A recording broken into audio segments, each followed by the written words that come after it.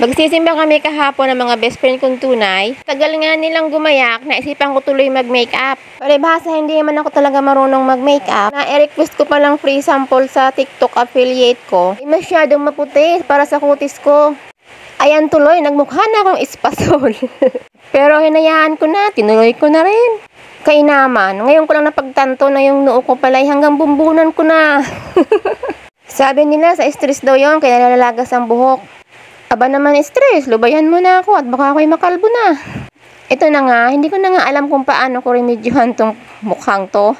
Ay bakit naman yung mga napapanood ko sa TikTok ay kakagaling na mag-makeup? Ismiyo Marimara, kayo nababahala na sa aking noo eh. Pero tunay kaya yun? Nakakalbo ka dahil sa stress? Kaya paminsan-minsan pinipilit ko talagang lumabas kahit walang pera para lang ma-relax ko yung sarili ko. Talaga namang nakakabaliw kapag mag-isa ka lang nag-iisip. Mapapa-thank you Lord ka na lang talaga dahil ang mga best friend kong tunay ay handang manglibre sa akin. Yun nga lang, ay nakalista pala.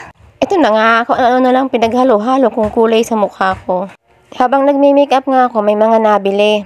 Sabi nung isa, huwag na daw akong mag-makeup dahil hindi naman daw ako gaganda na. Masyadong matalas ang dila nun, charot. Ang sagot ko naman, as long as mahal ako ng asawa ko, maganda ako sa paningin niya. Siyempre, hanggat maganda ako sa salamin, paniniwalaan kong maganda ako. Ang importante sa akin, yung believe ko sa sarili ko, hindi sa believe ng ibang tao sa akin. Agoy, naging seryoso ang best friend niya. Nung bata-bata pa ako, kapag sinasabihan ako hindi ako kagandahan, abay, may kirot. Pero dahil hindi lang isa, dalawa, tatlo, lima ang nagsasabi na hindi nga naman kagandahan, abay, mukhang naniwala na rin ako. Pero mas pinaniwala ko yung sarili ko na may ganda rin naman akong taglay. Pangahawakan ko na hanggat hindi ako inihiwalayan ng asawa ko, bay maganda ako. Huwag mo kong ihiwalayan, bis ha? Charot, ang ganda naman hindi lang sa panlabas na kaanyuan. Yun ang importante na sa loob mo. O diba, ganun ko, pinapalakas ng loob ko na maganda ko.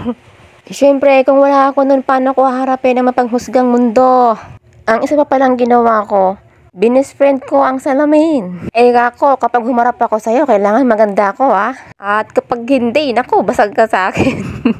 Charot-charot lang. Ang gusto ko lang naman sabihin, hindi importante yung sabihin ng ibang tao sa'yo.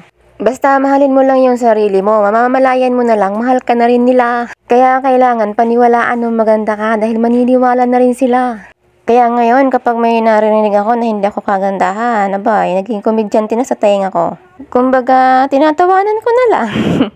Bahala kayo, basta tingin ko sa sarili ko, maganda ako. May problema na ang mga mata nyo kung pangit pa rin ang tingin nyo talaga sa akin. Lakas ng amats.